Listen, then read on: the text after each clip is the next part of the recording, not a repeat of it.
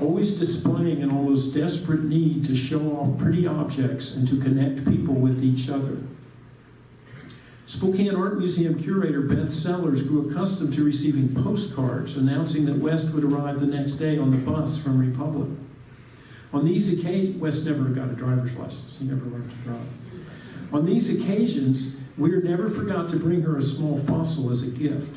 She filed away dozens of his terse postcards, usually addressed to Sellers and her dog Margaret, but whenever she asked Weir exactly what he was digging, he would answer curtly, "Oh, we found some stuff," or "It's very hot up there this week," or "I'm completely worn out."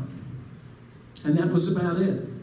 He never really told me much of what he was going on up there, Sellers recalled. It was like a different world. All of Wes Wehr's paleontological cohorts acknowledged that his artful eye helped him to more clearly visualize the tightly compressed and often baffling figures etched into fossil-bearing stones. He had a way of recognizing significant lines, of reconstructing smashed features in his mind. As his interest in the discipline grew, he took the time to learn about analogous living flowers, developing his intuitive sense of what looked artistically interesting into an understanding of what, in the botanical scheme of things, might be really significant. During the 1980s, Weir showed some fossil conifer material to a professor at the University of Montana, and the two started working together, most specifically in Yakima Canyon. One of the slabs Weir passed along contained an undescribed extinct species of fossil fern, and his Montana cohort named it Osmunda Wearii. For the first time, Wes had his own name entered into the precisely ordered address book of life on Earth, and he was thrilled. And that's where we're going to take a break. Let us do your regular break here, and then we'll come back and let Wes connect up with the Okanagan like he was.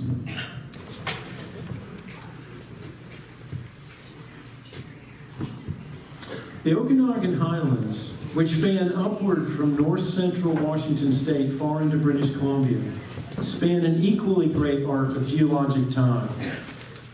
Around 100 million years ago, a crescent of volcanic islands that geologists call Quesnellia docked against primordial North America.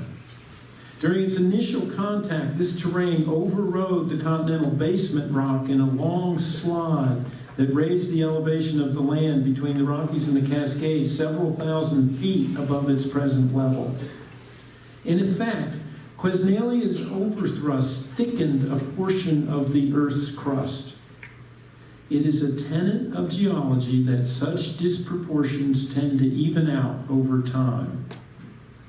And now to explain that, we have our friend Steve Box, who I believe some of you know from a bus trip we took a few years ago, who makes these amazing colored pencil cartoons, really, of when he's trying to figure a place out. And this is Steve trying to figure out the Okanagan Highlands, where we live.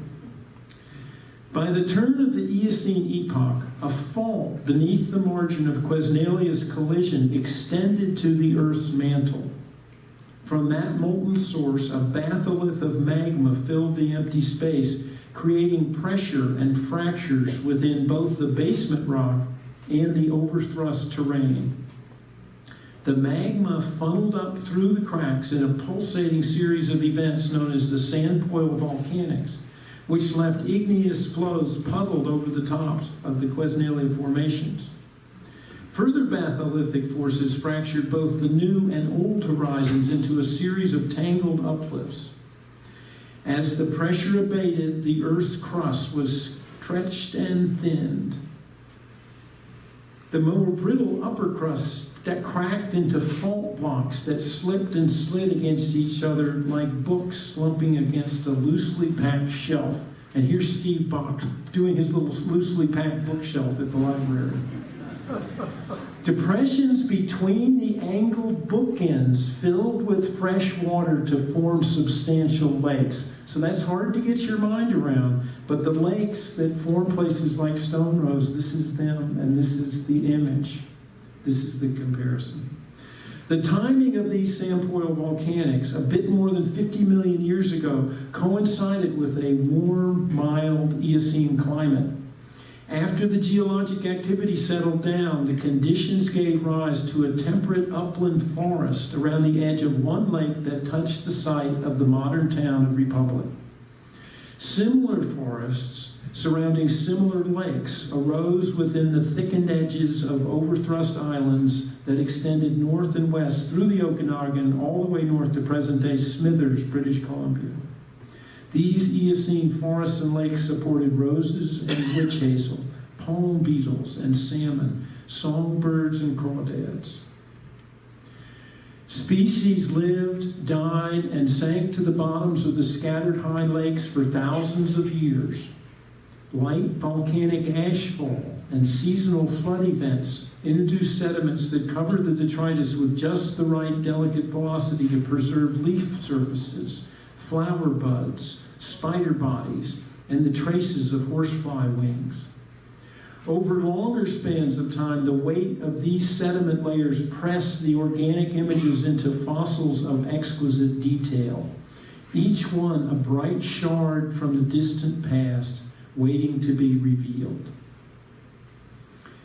In the summer of 1977, Wes Wehr, working as a volunteer for the University of Washington's Burke Museum, crossed the North Cascades for a weekend fossil hunt in the Okanagan Highlands. His driver was Kirk Johnson, a teenaged fossil nerd who had just received his driver's license and somehow talked his mother into loaning them the family station wagon. Their first target was Republic, a small gold mining town where leaf fossils had been collected haphazardly since the late 19th century. Weir and Johnson wandered along a drainage ditch across the street from Republic City Hall without finding anything, and were close to getting back in the car when Johnson kicked the laminated rock. Before his foot had settled back to earth, the pair found themselves staring at the clear imprint of a dawn redwood twig. Soon they discovered several more troves of fossil-rich shales exposed by road cuts and former mining digs along the base of a knobby outcrop called Boot Hill. It took a little longer to establish that what they had stumbled upon was the bed of a much older Eocene lake. For Johnson, that lucky kick helped to shape a paleontological path that led from Boot Hill to the Denver Museum of Natural Science, to director of the Smithsonian Institution's Museum of Natural History and television host fame, and especially right now, a second volume of his Cruising the Fossil Freeway hilarious book that he does with artist Ray Troll. For Wes Weir, already 50 years into his serendipitous life journey, the incident provided a focus that drew on all his eclectic qualities. While Johnson and Weir's other fossil hunting friends continued to wander the globe in search of new treasure, Wes lured a growing number of professional collectors to explore various locations around Republic. Along with a wide range of community members and a visionary city administrator, they decided they needed to share this bounty with the world, just as George Beck had with the Ginkgo petrified forest. Their plan called for both a museum and a public digging site on Boot Hill that would be available simultaneously for serious scientific research, public education, and amateur enthusiasts. As the concept took shape, Wes continued to crack fossil slabs at a furious rate. He also began to transform his copious notes into popular articles. One of his earliest publications laid out the promise of fossil plants at Republic and other Okanagan Highlands sites. Weir described how the Middle Eocene epoch in these highlands had seen the rapid appearance and diversification of several significant groups of flowering plants, including roses, maples, saxifrages, heaths, and soapberries. Today, almost 50 million years later, Weir wrote, it is time for the similarly rapid appearance and diversification of many theories about their origins, botanical affinities, and geographical distributions. To demonstrate, Weir highlighted the Alabama snow wreath, Neviusia alabamensis, a shrubby member of the rose family that exists today only in the southeastern United States.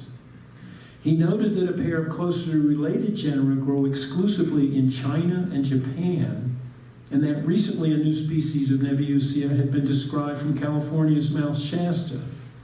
Indeed, West remarked, that is a very strange distribution for a living plant.